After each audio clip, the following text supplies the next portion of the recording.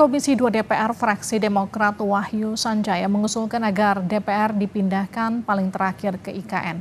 Wahyu menyebut pemerintah lebih penting untuk diprioritaskan berkantor di IKN.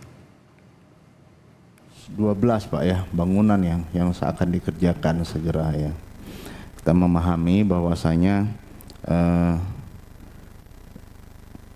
banyak prioritas yang dibutuhkan, baik kantor kementerian dan sarana-sarana pendukung yang lainnya.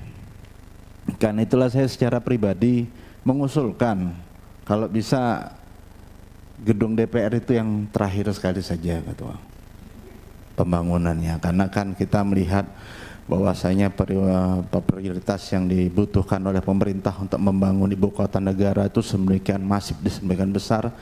Jadi kita harus mengalah, memberikan skala prioritas terlebih dahulu kepada pemerintah. Jadi mungkin setelah seluruhnya selesai, ya barulah kitalah yang terakhir. Kalau perlu yang paling pojok dan paling kecil pun tidak masalah, tetapi terakhir sekali saja Ketua. Saudara Presiden Jokowi